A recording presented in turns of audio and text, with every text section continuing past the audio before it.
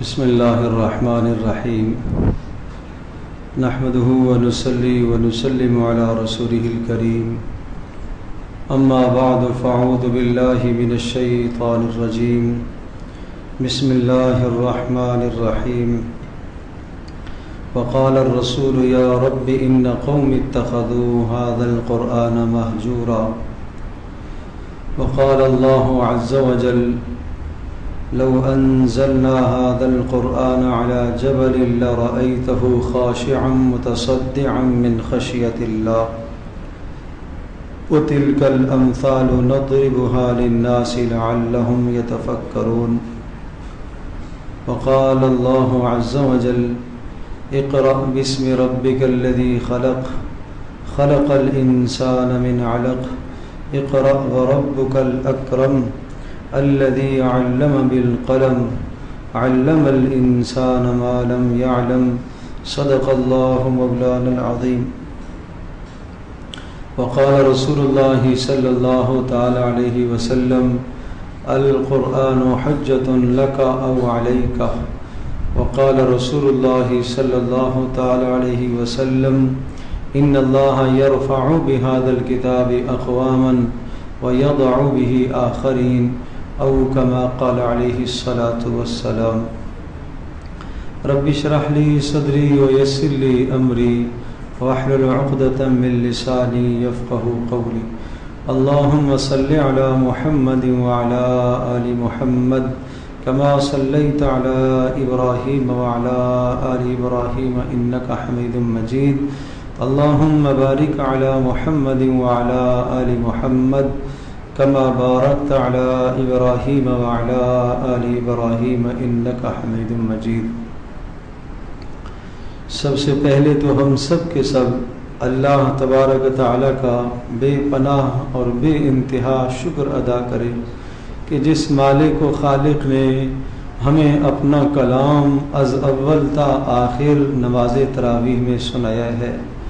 ہماری کیا ہمت ہے، ہماری کیا جرت ہے، ہماری کیا طاقت ہے وہ عظیم الشان کلام کہ جس کو اگر پہاڑ پر اتار دیا جاتا تو پہاڑ بھی اس کی ہیبت اور اس کے جلال سے ریزہ ریزہ ہو جاتا، پھٹ جاتا۔ آسمان پر اتارا جاتا تو آسمان بھی پھٹ جاتے، زمینوں پر اتارا جاتا تو زمینیں بھی پھٹ جاتی، برداشت نہ کر سکتی۔ لیکن اس مالک کا احسان ہے، اس شکر ہے اس اللہ کا، اس نے انسان میں اتنی صلاحیت رکھی ہے جو اس کو سنتا بھی ہے، اس کو پڑھتا بھی ہے، اس کو سوچتا بھی ہے، اس پر تدبر بھی کرتا ہے۔ اور خوش نصیب ہیں وہ لوگ کہ جنہوں نے قرآن مجید کے ساتھ اپنا تعلق اس مبارک مہینے میں قائم رکھا۔ اس مہینے کا قرآن مجید کے ساتھ بہت گہرا تعلق ہے، بہت گہرا تعلق ہے۔ نہ معلوم آئندہ سال رمضان ہم سب کو نصیب ہو نہ ہو، کون ہم میں سے دنیا سے رخصت ہو جائے۔ اور یقیناً آج جب ہم نے اختتام کیا تو ہر آنکھ اشک بہار ہے اور ہر آدمی یہ سوچ رہا ہے کہ پتہ نہیں آئندہ سال مجھے نصیب ہو یہ سننا یا نہ ہو۔ مومن آدمی اسی طرح سے فکر مند رہتا ہے، اپنی آخرت کو سوچا کرتا ہے، تو دل و جان سے اللہ کا شکر ادا ہمیں کرنا چاہیے۔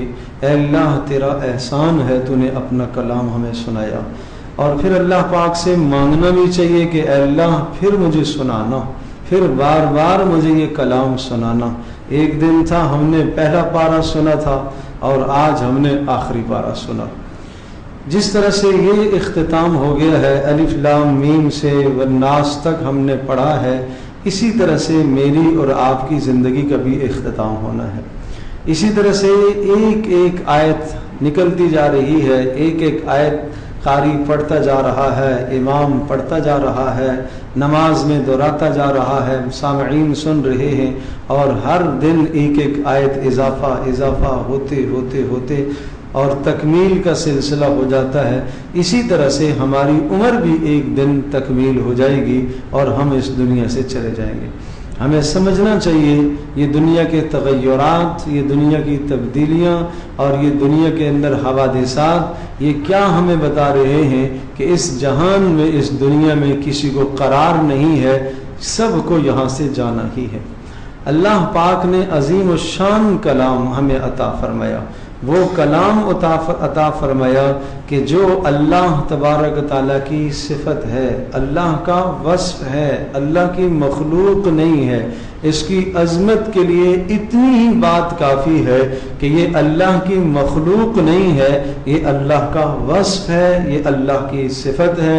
باقی کائنات میں ہر شے مخلوق ہے اور ہر مخلوق پر فنا ہے، ہر مخلوق نے مٹنا ہے، ختم ہونا ہے، ہر ایک پر موت ہے، فنا ہے، لیکن اللہ کا عظیم الشان وہ کلام ہے جس پر کوئی فنا نہیں ہے، اسے بقا ہی بقا ہے۔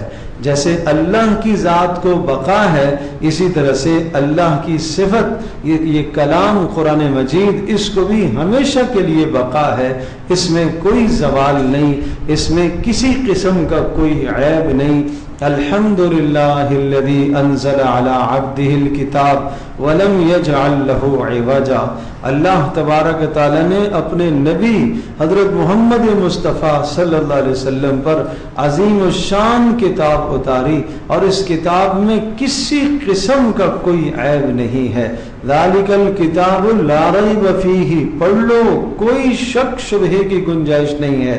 کہاں سے آیا؟ وَإِنَّهُ لَتَنزِيلُ رَبِّ الْعَالَمِينَ، یہ اللہ کی طرف سے نازل کیا ہوا کلام ہے۔ کون لے کے آیا؟ نزل بہ الروح الامین، جبریل امین علیہ السلام اس کو لے کے آئے۔ کہاں اتارا؟ علی قلبک، اے نبی آپ کے سینے پر اللہ نے اتارا۔ پہاڑوں نے برداشت نہ کیا، زمینوں نے برداشت نہ کیا، آسمانوں نے برداشت نہ کیا، پیارے پیغمبر صلی اللہ علیہ وسلم کے سینے میں اللہ نے وہ وسعت رکھی اور اللہ نے وہ طاقت رکھی کہ رسول اللہ کے سینے نے اس اللہ کے کلام کو اپنے اندر لیا۔ نزل بہ الروح الامین علی قلبک لتکون من المنذرین۔ یہ کیوں اتارا ہے؟ اس لیے کہ اے رسول، تاکہ آپ لوگوں کو آخرت کے عذابوں سے ڈرائیں، اس لیے اتارا ہے، لتکون من المنذرین۔ اچھا، یہ زبان اس کی کیا ہے؟ بلسان عربی مبین، واضح فصیح بلیغ زبان، عربی زبان جو تمام دنیا کی زبانوں میں سب سے زیادہ فصیح ترین اور بلیغ ترین اور سب سے زیادہ اہمیت والی زبان ہے، اس زبان میں اللہ پاک نے اس کلام کو اتارا ہے۔ پھر سمجھایا وَإِنَّهُ لَفِي زُبُرِ الْأَوَّلِينَ، یہ کلام جو اللہ نے آپ پر اتارا ہے، یہ گزشتہ صحیفوں میں بھی اس کے مضامین آ چکے، اور یہ گزشتہ صحیفوں کی تصدیق کرتا ہے۔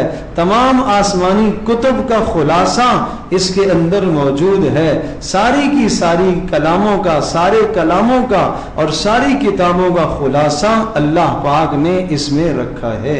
تو یہ عظیم الشان کلام اللہ پاک نے عطا فرمایا۔ رسول اللہ صلی اللہ تعالی علیہ وسلم نے ایک مرتبہ ارشاد فرمایا، آگاہ رہو، ایک بہت بڑا فتنہ آنے والا ہے۔ میں قرآن کا تعارف رسول اللہ صلی اللہ علیہ وسلم کی زبان سے کرانا چاہتا ہوں۔ ایک حدیث آپ کے سامنے پیش کروں گا اور پھر ایک آیت کی روشنی میں چند باتیں عرض کروں گا، قرآن کے حقوق کیا ہیں۔ توجہ سے سنیے گا۔ رسول اللہ صلی اللہ علیہ وسلم نے فرمایا، ایک عظیم الشان فتنہ برپا ہونے والا ہے، بہت بڑا فتنہ، خطرناک فتنہ برپا ہونے والا ہے۔ پوچھا گیا اللہ کے رسول، اس فتنے سے خلاصی کیسے ہو سکتی ہے؟ آپ علیہ الصلوۃ والسلام نے ارشاد فرمایا، اس فتنے سے خلاصی کا راستہ اللہ کا کلام قرآن مجید ہے۔ فتنوں سے خلاصی کا راستہ اللہ کا قرآن ہے۔ آپ نے ارشاد فرمایا، فیہ نبأ ما کان قبلکم، اس قرآن مجید میں تم سے پہلے لوگوں کے حالات موجود ہیں، ان حالات سے آپ سبق حاصل کر سکتے ہیں، اپنی زندگی کو ان حالات پر پیش کر سکتے ہیں اور سمجھ سکتے ہیں کہ کیا گزشتہ جن قوموں کو اللہ نے جن اسباب کی وجہ سے تباہ کیا ہے، وہ اسباب اور گناہ میرے اندر تو نہیں ہیں، آپ اس سے سبق حاصل کر سکتے ہیں۔ اور فرمایا وَخَبَرُ مَا بَعْدَكُمْ، اور قیامت تک آنے والے سارے حالات و احوال اس کے اندر اللہ نے رکھ دیے ہیں، اس میں قیامت تک آنے والے معاملات کی پیشن گوئیاں موجود ہیں۔ وَحَكَمٌ فِي مَا بَيْنَكُمْ، اور تمہارے درمیان کے جو مسائل ہیں ان مسائل کا حل بھی اس میں اللہ نے رکھا ہے۔ مجھے یہ بتاؤ، یہ ماضی کے حالات بھی بتا رہا، مستقبل کے حالات بھی بتا رہا، اور زمانہ حال کے اندر بھی آپ کی ترجمانی کر رہا، ہر مشکل کا حل یہ سمجھا رہا، یہ بتا رہا۔ پھر بھی انسان جب ماضی کی زندگی بھی موجود، استقبال بھی ہے، حال بھی ہے، پھر بھی آدمی قرآن مجید کو چھوڑ کر ماضی کی کوئی اور داستانیں پڑھے، پھر بھی آدمی کسی اور کی داستانوں کو سنے، پھر بھی آدمی مستقبل کے حالات کے لیے کسی اور سے رہبری اور رہنمائی لے، پھر بھی موجودہ حالات میں آدمی کسی اور شخص سے رہبری لے۔ اتنا عظیم الشان کلام جو اللہ نے اتارا، اور یہ ایک جگہ نہیں، قرآن میں جا بجا اس مضمون کو ذکر فرمایا، تنزیل من رب العالمین، تنزیل اس اللہ کی طرف سے نازل کیا گیا ہے جو سارے جہانوں کا رب ہے۔ جب وہ سارے جہانوں کا رب ہے تو اس نے تمہاری مصلحتوں کو اور تمہاری ضرورتوں کو سامنے رکھ کر اس کو نازل فرمایا ہے۔ کوئی آدمی یہ نہیں کہہ سکتا کہ نہیں، اللہ کے کلام میں میری زندگی کے مسائل کا حل نہیں ہے، ہر شخص کی زندگی کا حل اس کے اندر موجود ہے۔ اور پھر آپ نے ارشاد فرمایا هو الحق، یہ وہ اللہ کا وہ کلام ہے، هو الفصل لیس بالہزل، یہ فیصلہ کن کلام ہے، کوئی اس کو چیلنج نہیں کر سکتا، کوئی اس کو چیلنج نہیں کر سکتا۔ اور آپ نے ارشاد فرمایا من قسمہ من جبار، من ترکہ من جبار قسمہ اللہ، جو آدمی ظلم اور زیادتی اور سرکشی اور بغاوت کی وجہ سے اسے چھوڑ دے گا، اللہ تبارک و تعالیٰ اسے توڑ کر رکھ دے گا، اللہ اسے توڑ دے گا۔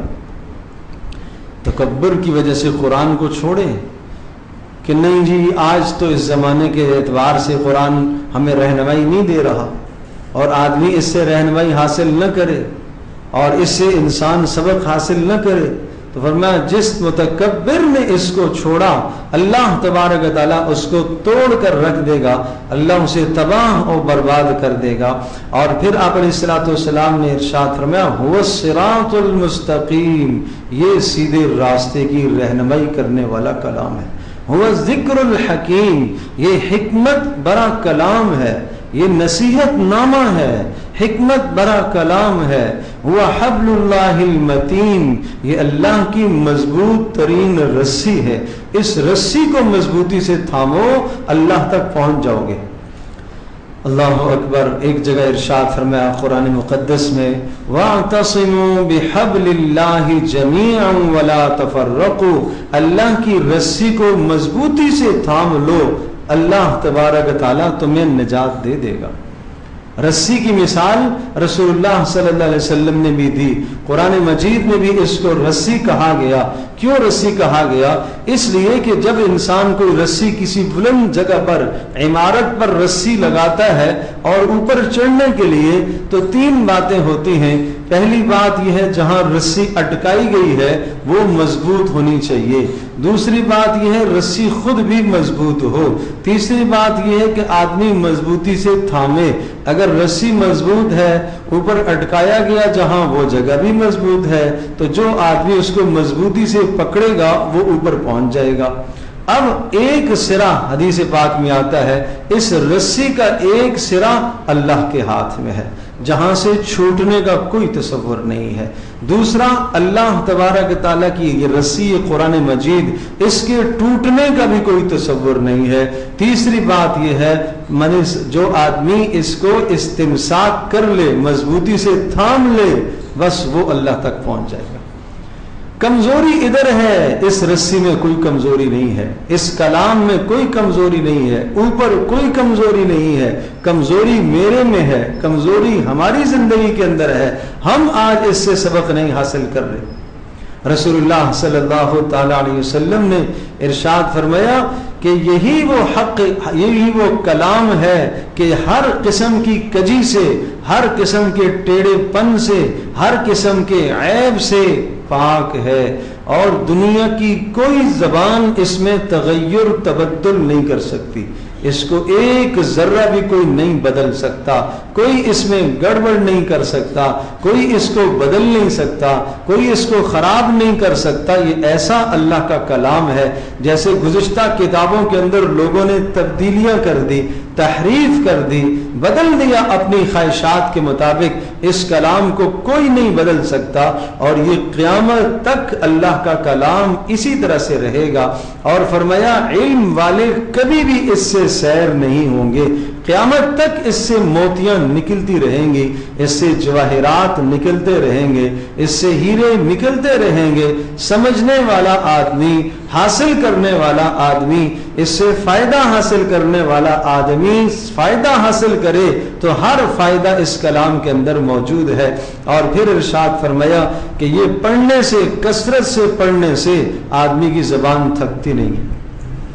کیا خوب کلام ہے، 3 پارے، 4 پارے، 10 پارے بھی یومیہ آدمی پڑھتے ہیں۔ بہت ساروں کو اللہ توفیق دیتا ہے 10 پارے بھی پڑھتے ہیں، اللہ پاک جسے چاہے توفیق دے اس سے زیادہ بھی کچھ پڑھتے ہیں، لیکن کبھی ایسا نہیں ہوتا کہ نہیں یہ ابھی میں نے سپارہ پڑھا ہے دوبارہ مجھے پڑھنے کو جی نہیں چاہتا، یہ سورۃ الواقعہ میں نے کل بھی پڑھی تھی آج مجھے پڑھنے کو اب دل نہیں کر رہا ہے، سورۃ الملک کل بھی پڑھی تھی آج پڑھنے کو دل نہیں کر رہا۔ کوئی بھی ایسا آدمی نہیں کہہ سکتا کہ اس کے پڑھنے سے زبان اکتا جائے، اس کے پڑھنے سے دل اکتا جائے، اس کے پڑھنے سے مزاج اکتا جائے، کبھی بھی ایسا نہیں ہوتا۔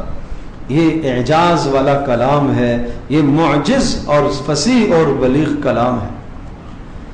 اللہ اکبر، کوئی بھی نہیں تھکتا جو ذوق رکھتا ہے، ہر دن اس کے پڑھنے کا مزہ نیا ہے، ہر دن اس کے پڑھنے کا مزہ نیا ہے۔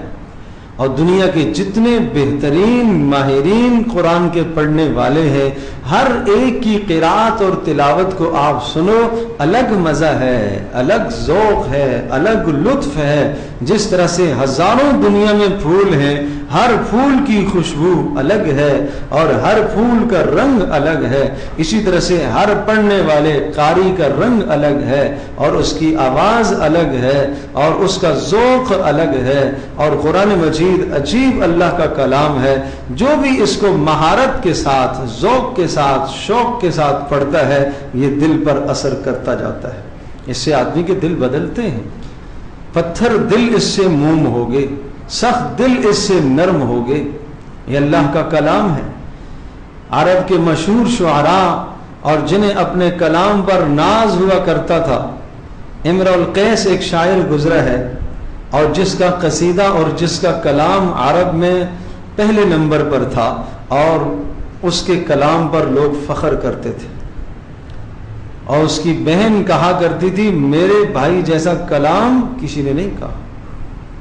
لیکن جب یہ آیت نازل ہوئی، سورہ کوثر، انا اعطیناک الکوثر فصل لربک وانحر ان شانئک هو الابتر، مختصر ترین صورت ہے قرآن کی، صرف 3 آیات پر مشتمل ہے۔ رسول اللہ صلی اللہ علیہ وسلم نے حکم دیا کہ لے جاؤ اس کو بیت اللہ کے ساتھ لکھ کر لگا دو، آپ نے یہ حکم دیا، حضرت عمر رضی اللہ تعالی عنہ نے اسے لکھوایا اور بیت اللہ کے ساتھ لٹکا دی۔ اس خاتون کو پتہ چلا جو اپنے بھائی کے کلام پر فخر کیا کرتی تھی، اس نے جب سورۃ الکوثر پڑھی اور قرآن کی ایک اور آیت جو افصح الآیت کہلاتی ہے، وقیل یا ارض ابلعی ماءک ویا سماء اقلعی وغیض الماء وقضی الامر واستوت علی الجود وقیل بعدا للقوم الظالمین۔ یہ 12ویں پارے کی آیت ہے، سورہ ہود کے اندر حضرت نوح علیہ السلام کا تذکرہ ہے، اس کی آیت ہے۔ جب اس نے یہ آیت سنی تو اس نے کہا بس میرے بھائی کا کلام اس کے مقابلے میں کچھ بھی نہیں۔ اس کے بعد اس نے اپنے بھائی کا کلام پڑھنا ہی چھوڑ دیا۔ لیکن بات یہ ہے کہ جس کو ذوق ہو قرآن کے ساتھ، کاش ہم اسے سمجھ جائیں، اس کی حقیقت، اس کی تہ تک ہم پہنچنے کی کوشش کریں، اس کے موتی، اس کے ہیرے، اس کے جواہرات ہم حاصل کریں۔ ہمیں آج قرآن سے لذت نہیں ہے، آج وہ لذت جو ایک شخص کو موسیقی سے آتی ہے، اتنی لذت بھی ہمیں قرآن سے نہیں آتی۔ وہ تو لذت بھی کیا لذت ہے، وہ تو تباہی ہے، ایمان کی تباہی ہے۔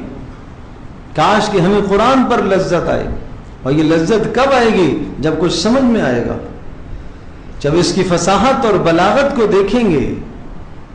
زندگیاں لوگوں نے کھپا دی۔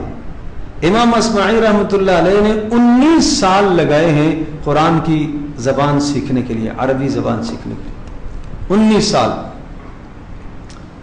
جوانی کا زمانہ لوٹا دیا قرآن کی زبان سیکھنے کے لیے کہ میں سمجھوں تو صحیح میرا اللہ مجھ سے کیا کہتا ہے، میرا مالک مجھے کیا پیغام دیتا ہے، میں سمجھوں تو صحیح۔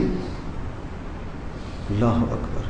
ہم نے کتنی زندگی لگائی ہے، ہم نے کتنا سرمایہ لگایا، ہم نے کتنا مال لگایا ہے۔ وہ یہ سوچ رکھتے تھے کہ میرا اللہ کیا پیغام دے رہا ہے۔ دیہاتوں میں، بستیوں میں پھرتے تھے، کہیں سے کوئی قرآن کے الفاظ کا معنی مجھے پتہ چل جائے، سمجھوں تو صحیح کہ اس کا مطلب کیا ہے۔ ایسا ذوق تھا۔ تو قیامت تک یہ پڑھنے والے اس سے اگتائیں گے نہیں۔ کہا یہ وہ عجیب کلام ہے کہ جس کو سن کر جنات بھی بول پڑے، انا سمعنا قرآنا عجبا یہدی الی الرشد فآمنا بہ۔ ہم نے عجیب کلام سنا ہے۔ رسول اللہ صلی اللہ علیہ وسلم کے پیچھے جنات نے آ کے کلام سنا، اور وہ بھی قرآن مجید پر ایمان لے آئے۔ پھر آپ علیہ السلام نے ارشاد فرمایا کہ من قال به صدقہ، جس نے قرآن کے مطابق کہا اس نے سچ کہا، اس نے سچ کہا۔ اور ومن عمل به اجرا، اور جس نے اس پر عمل کیا اس کو اجر ملے گا۔ ومن دعا الیہ ہدی الی صراط مستقیم، اور جس نے اس قرآن کی طرف دعوت دی لوگوں کو، جس نے اس کی طرف دعوت دی، لوگوں کو بلایا، وہ ہے سیدھے راستے پر، وہ ہے صراط مستقیم پر۔ تو اس لیے یہ اللہ کا کلام، یہ رسول اللہ صلی اللہ علیہ وسلم کی زبان سے اس کا تعارف ہے۔ اب قرآن مقدس کی ایک آیت سنیے، وقال الرسول یا رب ان قوم اتخذوا هذا القرآن مہجورا۔ کیا معنی ہے؟ سورہ فرقان کی یہ آیت کہ قیامت کے دن رسول پاک صلی اللہ تعالی وسلم یہ ارشاد فرمائیں گے، اے اللہ میری امت کے فلاں فلاں لوگوں نے قرآن کو چھوڑا ہوا تھا۔ یہ فریاد کون کر رہا؟ رسول پاک صلی اللہ علیہ وسلم۔ اللہ نے اس فریاد کو جو قیامت کے دن رسول اللہ فریاد فرمائیں گے، اللہ کی عدالت ہوگی، اور اللہ کی عدالت میں یہ دعویٰ ظاہر فرمائیں گے، کون؟ پیارے پیغمبر صلی اللہ تعالی وسلم۔ کس کے خلاف؟ جس نے قرآن کو چھوڑا ہوا تھا۔ اور ادھر قرآن خود آ جائے گا، القرآن حجۃ لک او علیک، یا تو آپ کے حق میں گواہ ہوگا یا آپ کے خلاف گواہ ہوگا۔ یہ صاف صاف رسول اللہ صلی اللہ علیہ وسلم نے بتایا۔ اب دو مدعی جس کے خلاف ہو جائیں، ایک کلام اللہ، دوسرا رسول اللہ، دو مدعی، دو دعویٰ کرنے والے جس کے خلاف کہہ دیں اور عدالت ہو اللہ کی، اللہ پاک اپنے کلام کی لاج رکھے گا، اللہ پاک اپنی کلام کی لاج رکھ کر فیصلہ فرمائے گا، اللہ پاک اپنے رسول صلی اللہ علیہ وسلم کی لاج رکھ کر اللہ فیصلہ فرمائے گا۔ تو رسول اللہ صلی اللہ علیہ وسلم کیا فرمائیں گے کہ اے اللہ میری امت کے فلاں فلاں نے قرآن کو چھوڑا ہوا تھا۔ علامہ ابن قیم رحمۃ اللہ علیہ اس آیت کی تفصیل میں ارشاد فرماتے ہیں قرآن کو چھوڑنے سے مراد کیا ہے۔ نمبر ایک، جو آدمی قرآن کی تلاوت نہیں کرتا اس نے قرآن کو چھوڑا ہوا ہے، اور اس سے پہلے جو قرآن پر ایمان ہی نہیں رکھتا یقیناً اس نے بھی چھوڑا ہوا ہے۔ لیکن ایمان لانے کے بعد جو آدمی قرآن کی تلاوت نہیں کرتا اور تلاوت کا حق نہیں ادا کرتا اس نے قرآن چھوڑا ہوا ہے۔ تلاوت کا حق کیسے ادا ہوتا ہے؟ نمبر ایک، تلفظ کی ادائیگی صحیح ہو، صحیح طرح سے پڑھا جائے، جیسے رسول اللہ پر اترا ہے اس طرح سے پڑھنے کی کوشش کی جائے۔ اس کے پڑھنے کے رموز ہیں، قوانین ہیں، تجوید کے قوانین ہیں، اصول ہیں۔ وَرَتِّلِ الْقُرْآنَ تَرْتِيلًا، ٹھہر ٹھہر کر ہر حرف کو جہاں سے ادا کرنے کا حکم ہے وہاں سے ادا کیا جائے۔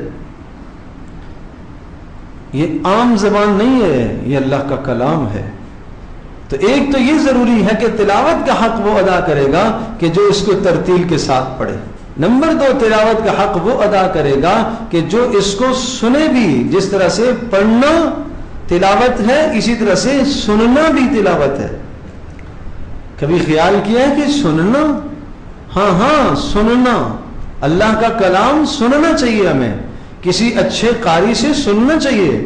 جبریل علیہ السلام قرآن لے کر آ رہے، پیارے پیغمبر صلی اللہ علیہ وسلم کے سامنے پڑھ رہے، حضرت صلی اللہ تعالی وسلم سن رہے ہیں، رسول اللہ صلی اللہ علیہ وسلم پر نازل ہوا، آپ نے صحابہ کو بتایا، صحابہ سنا رہے، رسول اللہ صلی اللہ علیہ وسلم سن رہے ہیں، رسول اللہ سنا رہے، صحابہ کرام رضی اللہ عنہم اجمعین سن رہے۔ ہر سال رمضان میں جبریل آتے اور پیارے پیغمبر صلی اللہ علیہ وسلم کے ساتھ قرآن کا دور کرتے، پڑھتے بھی سناتے بھی، سنتے بھی سناتے بھی۔ یہ قرآن کا حق ہے۔ جس طرح سے پڑھنے سے انسان کے دل پر اثر انداز ہوتا ہے، اسی طرح سے سننے سے بھی دل پر اثر انداز ہوتا ہے۔ اس لیے دونوں چیزیں ضروری ہیں، پڑھنا بھی سننا بھی، یہ تلاوت کا حق ہے۔ تو کبھی کبھی سن بھی لیا کرو، کسی اچھے قاری سے سنا کرو قرآن کو، اور سننے کا ذوق رکھا کرو۔ امام حمزہ رحمۃ اللہ علیہ قرات کے بہت بڑے امام ہیں، قرآن کے ساتھ ایسا ذوق تھا، ساری زندگی قرآن کے ساتھ کھپا تھی۔ ایک مرتبہ کسی شاگرد نے ان کو دیکھا کہ وہ مٹی کے اندر اپنے رخساروں کو رگڑ رہے ہیں اور رو رہے ہیں، بے تحاشا رو رہے ہیں۔ تو کسی نے اس نے رونے کی وجہ پوچھی تو فرمایا کہ میں نے خواب دیکھا ہے اور میں نے دیکھا کہ قیامت قائم ہو گئی ہے، اور قیامت میں یہ آواز لگی ہے کہ کہاں ہیں قرآن پڑھنے والے، یہ آواز لگی۔ تو میں بھی دوڑا ہوا گیا، قرۂ قرآن میں سے میرا بھی نام ہے، میں نے کہا میں بھی قاری۔ تو میں گیا، میں نے کہا لبیک یا داعی اللہ۔ اور پھر یہ بات آئی کہ جناب پڑھنے والے اور عمل کرنے والے کہاں ہیں؟ تو میں ایک دم پیچھے ہٹ گیا کہ شاید میرے عمل میں کوتاہی ہے۔ پھر میرا نام لے کے پکارا گیا، کہاں ہے حمزہ؟ میں آگے بڑھا، میں نے کہا لبیک یا داعی اللہ، اللہ کی طرف سے آواز دینے والے میں حاضر ہوں۔ پھر آواز آئی کہ نہیں میں خود رب تجھ سے بات کر رہا ہوں، تم یہ نہ کہو لبیک یا داعی اللہ، تم یہ کہو لبیک اللہم لبیک، یوں کہو اے اللہ میں حاضر ہوں، میں حاضر ہوں، میں حاضر۔ پھر مجھے لے جایا گیا اور ایک خوبصورت محل کے اندر مجھے لے جایا گیا، اور اس محل کے اندر کیا ہی عالی شان ایک ممبر بچھایا ہوا تھا۔ اس ممبر پر کوئی قرآن پڑھ رہا ہے، قرآن کی تلاوت کی آواز، محفل قرات سجی ہوئی ہے، اور مجھے بھی لے جایا گیا اور مجھے بٹھایا گیا اور مجھے کہا گیا حمزہ تم بھی قرآن پڑھو، ہمیں قرآن سناؤ، ہمیں قرآن سناؤ۔ اللہ پاک کو اللہ تبارک تعالیٰ اپنے بندے کی زبان سے اپنا کلام سننا چاہتا ہے۔ رسول اللہ صلی اللہ علیہ وسلم کے پاس حضرت ابی بیٹھے ہوئے، آپ نے کہا ابی مجھے قرآن سناؤ، کہ اللہ کے رسول یہ تو آپ پر نازل ہوا ہے، میں کیسے سناؤں؟ کہا نہیں، اللہ نے حکم دیا ہے کہ آپ مجھے سناؤ۔ کہا کیا اللہ نے میرا نام لے کے کہا؟ جی اللہ نے آپ کا نام لے کر کہا۔ اللہ اکبر، رسول اللہ صلی اللہ علیہ وسلم کو ابی بن کعب قرآن سنا رہے۔ تو اس طرح سے سنانے سننے کا مزاج تھا۔ تو کہتے ہیں کہ میں نے سورۃ الانعام کی تلاوت کی، اور جب سورۃ الانعام میں نے پڑھنا شروع کی، پڑھتا چلا گیا، جب میں اس آیت پر آیا وَهُوَ الْقَاهِرُ فَوْقَ عِبَادِهِ، اللہ وہ ذات ہے جو اپنے بندوں پر حکومت اقتدار رکھتا ہے، غلبہ رکھتا ہے۔ تو اللہ نے مجھے کہا حمزہ یہ بتاؤ کیا میں اپنے بندوں پر قدرت نہیں رکھتا؟ میں نے کہا اللہ آپ رکھتے ہیں قدرت، آپ رکھتے ہیں۔ پھر میں نے یہ سورت ختم کی، سورہ اعراف میں نے پڑھی۔ سورہ اعراف کے اختتام پر سجدہ آتا ہے، میں سجدے کے لیے تیار ہوا کہ سجدہ کر لوں، لیکن اللہ نے ارشاد فرمایا کہ حمزہ سجدہ دنیا میں ہے، یہاں سجدہ نہیں کرنا، یہاں سجدہ نہیں کرنا۔ پھر اللہ تبارک تعالیٰ نے اپنی شان کے مطابق جو اللہ کے ہاتھ ہیں کما یلیق بشانہ مشک اور عنبر میں ہاتھ ڈالا اور میرے پورے جسم پر انڈھیل دی مشک اور عنبر، اور فرمایا یوں میں قرہ کا اکرام کیا کرتا ہوں، قرآن پڑھنے والوں کا میں یوں اکرام کیا کرتا ہوں۔ اور یہ صرف تیرا اکرام نہیں ہے، تجھ سے پہلے جتنے پڑھنے والے ہیں ان کا بھی میں نے اکرام کیا ہے، اور جو تجھ سے بعد آئیں گے ان کا بھی اسی طرح سے اکرام کروں گا۔ اور یہ تو کچھ میرا اکرام ہے، باقی جو تیار کر کے رکھا ہے مت پوچھ کیا ہے۔ اور پھر اللہ پاک نے ارشاد فرمایا حمزہ مجھے میری عزت کی قسم، مجھے میرے جلال کی قسم، مجھے میرے کلام کی قسم، اس زبان کو میں عذاب نہیں دوں گا جس پر میرا کلام جاری ہوتا رہے گا، اس دل کو میں عذاب نہیں دوں گا جس دل میں میرا کلام محفوظ ہوگا، اس کان کو میں عذاب نہیں دوں گا جو کان اکثر و بیشتر میرا کلام سنتے رہیں گے۔ اللہ اکبر، اللہ اکبر۔ تو یہ پڑھنے والے بھی تھے، یہ لوگ سننے والے بھی تھے۔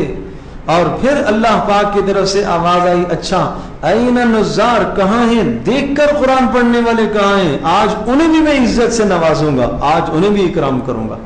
صرف حافظوں کو نہیں کہا، اللہ کیا حافظ مراد ہے؟ نہیں نہیں، حافظ نہیں، جو دیکھ کر قرآن کو کثرت سے پڑھتے تھے وہ کہاں ہیں، ان کو بھی بلاؤ، ان کا بھی آج اکرام کروں گا۔ پھر اللہ پاک مجھ سے پوچھتے ہیں کس نے تمہیں یہ پڑھایا قرآن؟ تو میں نے اپنے استاذ کا نام لیا، سلیمان نے مجھے پڑھایا، بہت اچھا پڑھایا، صدقہ سلیمان، سچ کہا اس نے۔ پھر پوچھا سلیمان کو کس نے پڑھایا؟ ان کے استاذ کا نام لیا، یحییٰ نے پڑھایا۔ اچھا یحییٰ کو کس نے پڑھایا؟ ابو عبد الرحمن سلمی نے پڑھایا۔ اچھا ابو عبد الرحمن سلمی نے بھی سچ کہا، اچھا پڑھایا انہوں نے۔ اچھا یہ بتاؤ ابو عبد الرحمن سلمی کو کس نے پڑھایا؟ تو میں نے کہا اللہ آپ کے رسول کے چچا زاد بھائی علی بن ابی طالب نے ان کو پڑھایا۔ اللہ اکبر۔ تو پھر آواز آئی کہ میرے رسول کے چچا زاد بھائی کو کس نے پڑھایا؟ کہا اللہ انہیں تو اللہ تیرے رسول نے پڑھایا۔ اچھا میرے رسول کو کس نے پڑھایا بتایا؟ کہا جبریل نے بتایا پڑھایا۔ تو کہا صدقہ جبریل، جبریل نے بھی بہترین پڑھایا، سچ پڑھایا، صحیح پڑھایا۔ جبریل کو کس نے پڑھایا؟ تو فرمایا میں یہاں آ کے چپ ہو گیا، اب میں کیا بولوں؟ تو پھر اللہ پاک نے ارشاد فرمایا بولو، پھر میں چپ رہا۔ پھر اللہ نے کہا کہ یوں کہو کہ اے اللہ تو نے پڑھایا۔ پھر میں نے کہا کہ اے اللہ تو نے پڑھایا۔ تو یہ وہ اللہ کا کلام ہے بھائی، جو نسبت اس کی پوری سند موجود ہے، ہم نے کس سے پڑھا، انہوں نے کس سے پڑھا، انہوں نے کس سے پڑھا، انہوں نے کس سے پڑھا، یہ رسول اللہ صلی اللہ علیہ وسلم تک، پھر جبریل تک، اور پھر اللہ تک اس کی پوری سند پہنچتی ہے۔ اس کلام کو چھوڑ کر ہم دنیا کی ناولیں پڑھتے ہیں، اس کلام کو چھوڑ کر واہیات تباہیات میں آج ہم مشغول ہیں، اس کلام سے ہم سبق حاصل نہ کریں۔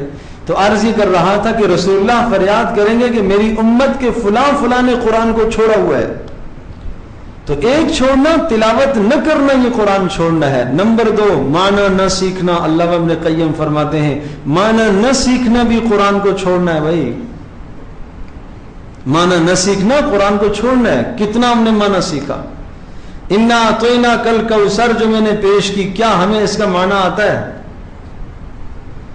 والشمس وضحاها سورت ہے آخری پارے کی، 15 آیات پر مشتمل ہے۔ کبھی آپ نے غور کیا اس سورت میں، تدبر کیا؟ اللہ پاک نے 11 قسمیں اس سورت میں کھائی ہیں، 11 قسمیں۔ یہ واحد سورت ہے جس میں سب سے زیادہ قسمیں اللہ کی، حالانکہ بہت لمبی بڑی سورت نہیں ہے، مختصر سورت ہے، 15 آیات پر مشتمل ہے، 11 قسمیں کھائی ہیں۔ اے اللہ تو 11 قسمیں کھا کر تو کیا ارشاد فرما رہا ہے؟ کبھی ہم نے غور کیا؟ اس لیے رسول اللہ صلی اللہ علیہ وسلم فرمایا کرتے تھے یہ سورہ مبارکہ سورۃ الشمس مجھے کتنی محبوب ہے، اگر پوری دنیا سونے سے بھر کر مجھے دے دی جائے اس سے زیادہ مجھے سورۃ الشمس محبوب ہے۔ یہ کلام سے یوں محبت تھی انہیں، اللہ کے کلام سے ایسی محبت اور ایسا لگاؤ تھا۔ تو اس لیے اس میں تدبر کرو، غور و فکر کرو، اس کا معنی سمجھنے کی کوشش کرو۔ اللہ کا کلام آپ کے گھر میں موجود ہے، کبھی توفیق نہ ہو معنی سمجھنے کی، یہ ضروری ہے کہ ہم اس کا معنی سمجھیں۔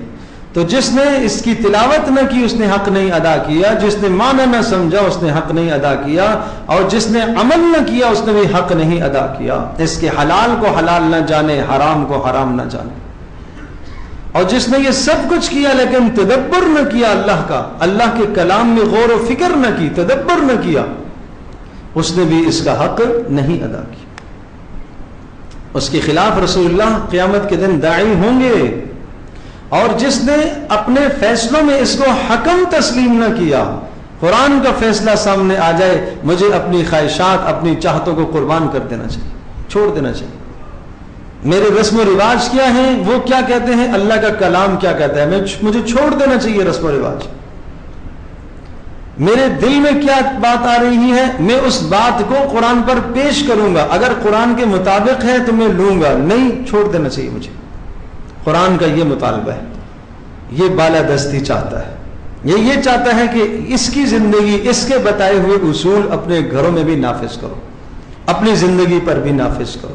پھر دیکھو اللہ پاک تمہیں کس طرح سے رفعتیں اور بلندیاں عطا فرماتا ہے۔ اس لیے رسول اللہ نے فرمایا کہ اس کلام کے ذریعے سے اللہ قوموں کو بلند کرے گا، اور اسی کے ذریعے سے اللہ قوموں کو پست اور ذلیل بھی کرے گا۔ تو ہم پستی چاہتے ہیں یا بلندی چاہتے ہیں؟ یقیناً ہر آدمی بلندی چاہتا ہے، ذلت تو کوئی نہیں چاہتا۔ تو بھائی جو بلندی کا راستہ رسول اللہ نے بتایا ہے، جو اللہ نے بتایا ہے، اس راستے پر آؤ۔ اور فرمایا کہ جس نے قرآن مجید کو اس سے شفا حاصل نہ کی، یہ دلوں کی شفا ہے، اس نے بھی اس کا حق نہیں ادا کیا۔ اور جس نے اس کو پھیلانے کی محنت نہ کی اس نے بھی اس کا حق نہیں ادا کیا۔ صحابہ نے یہ سارے حقوق ادا کیے تھے، پڑھتے بھی تھے عالی شان، معنی بھی جانتے تھے، تدبر بھی کرتے تھے، اسے فیصل اور حکم بھی مانتے تھے، اس کو سامنے رکھ کر زندگی گزارتے تھے، اور اس سے شفا بھی حاصل کرتے تھے، اور اس کو اپنی زندگی میں نافذ بھی کرتے تھے۔ تو جب اللہ پاک نے ان کو دنیا میں عروج اور بلندیاں عطا فرمائی، کوشش کرو سیکھنے کی ہم کوشش کریں گے تو کیا مشکل ہے؟ آپ روزانہ ایک رکوع قرآن مجید کا پڑھیں، اور پھر اس کا آپ ترجمہ پڑھیں۔ آج کتنے اچھے بہترین آسان سہل ترجمے آگے، آسان ترجمہ ہے حضرت مولانا مفتی تقی صاحب دامت برکاتہ اللہ علیہ، اس کو سامنے رکھیں۔ تفسیر عثمانی کا ترجمہ ہے، فتح محمد جلندری صاحب کا ترجمہ ہے۔ ان ترجموں میں سے کوئی بھی ترجمہ آپ سامنے رکھیں، ایک رکوع آپ قرآن کا متن پڑھیں، اور پھر اس کے بعد آپ اس کا ترجمہ پڑھیں۔ ہمارا خلاصہ مضامین جو ہم رمضان میں یہاں بیان کرتے ہیں، 29 پاروں تک تو ہم نے تسلسل سے یہ بیان کیا، آج وہ میں نے چھوڑ دیا تاکہ طوالت نہ ہو جائے، اور یہ سارا مرتب ہوا ہے، لکھا ہوا موجود ہے، ایک رکوع کا خلاصہ اس میں جمع کیا گیا ہے۔ اس رکوع میں کیا مضمون ہے، اس میں کیا مضمون ہے، اس میں کیا مضمون ہے، اس میں کتنی باتیں، اس میں کتنی باتیں، اس صورت میں کیا کیا باتیں، سورہ کوثر میں کیا آیا، سورہ کافرون میں کیا مضامین ہے، بہت اختصار کے ساتھ وہ مضمون جمع ہے۔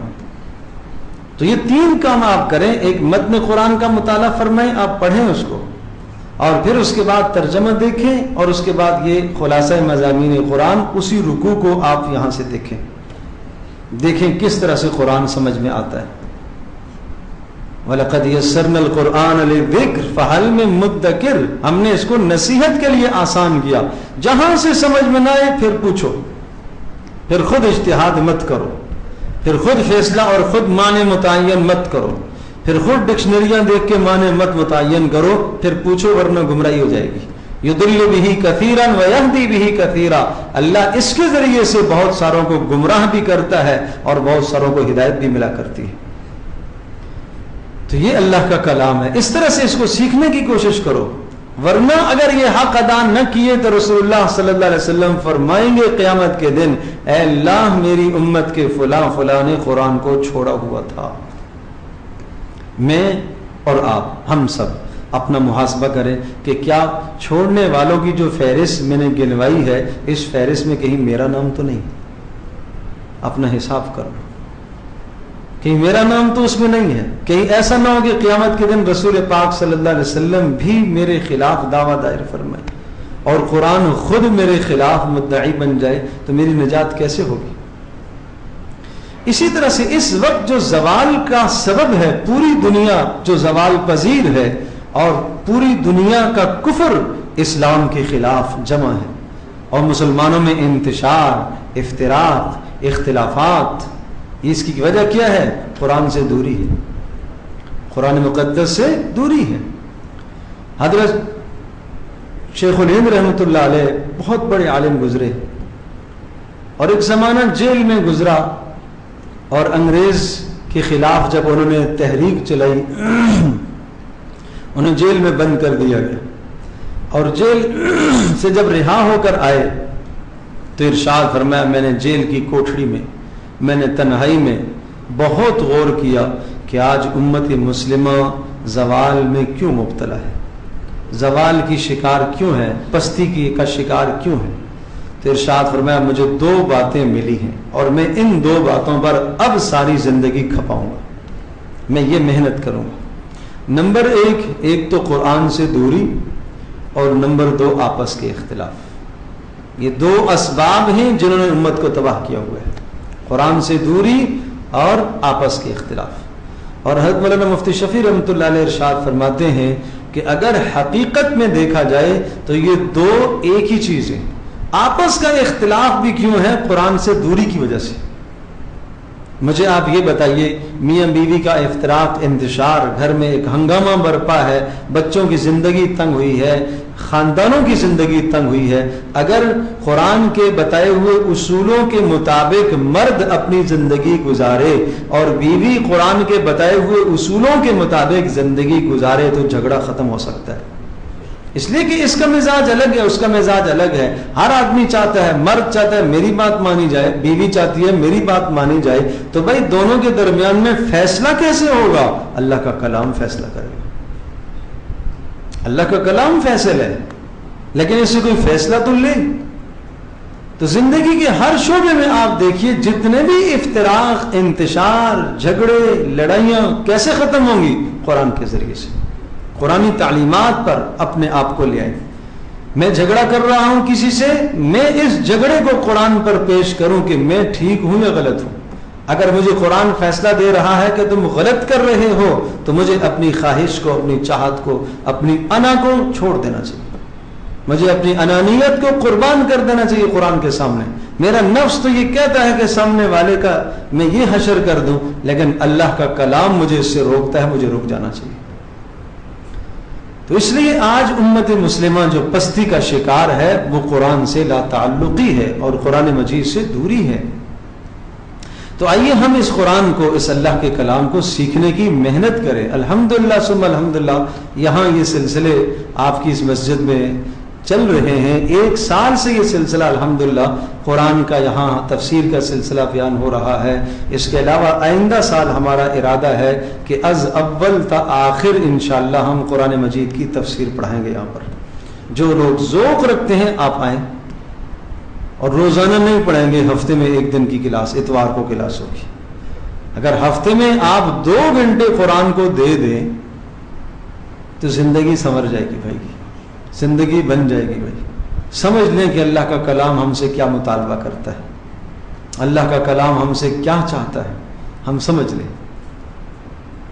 اور اگر اسی طرح سے ہم زندگی گزار کے چلے گئے تو پھر یہ قیامت میں ہماری کوئی سفارش نہیں کرے گا، نہ اللہ کے رسول سفارش فرمائیں گے اور نہ یہ کلام ہمارے حق میں سفارشی ہوگا، یہ تو ہمارے خلاف ہی سفارش کرے گا۔ تو کیا خیال ہے بھائی، سارے کوشش کریں گے انشاءاللہ؟ یہ بات میری جو میں اس وقت درد دل سے میں نے آپ کو یہ باتیں سنائی ہیں، ان باتوں کو نظر انداز نہ کیجیے۔ میں تو سنا کے چلا جاؤں گا، اور وما علینا الا البلاغ المبین، ہمارے ذمے پہنچا دینا ہے۔ رسول اللہ صلی اللہ علیہ وسلم نے بھی یہی ارشاد فرمایا تھا، الا هل بلغت، کیا میں نے پہنچا دیا، کیا میں نے پہنچا دیا؟ بار بار آپ نے پوچھا تھا کیا میں نے پہنچا دی؟ صحابہ نے کہا جی اللہ کے رسول آپ نے پہنچا دی۔ آپ نے پہنچا دیا، آپ نے حق ادا کیا، آپ نے حق ادا کیا، تو پھر آپ نے اللہ کو گواہ بنا کر ارشاد فرمایا تھا، اے اللہ تو گواہ رہنا، میں نے تیرا کلام تیرے بندوں تک پہنچایا ہے۔ تو اس لیے الحمدللہ شروع سے لے کر آخر تک آپ نے سنا ہے اور تفسیر آپ نے سنی ہے، باوجود اختصار کے کہ آپ کو زیادہ زحمت اور تکلیف نہ ہو، اور مضامین کو بس چھوتے چھوتے ہم چلتے تھے، پھر بھی پون گھنٹہ نکل جاتا تھا۔ اور الحمدللہ جس ذوق اور شوق سے آپ لوگوں نے سنا، یقیناً وہ ذوق اور شوق وہ قابل قدر ہے، اللہ پاک اس پر آپ کو اجر عطا فرمائے۔ لیکن اپنی زندگی بدلنے کی نیت کریں انشاءاللہ، سارے کوشش فرمائیں گے انشاءاللہ۔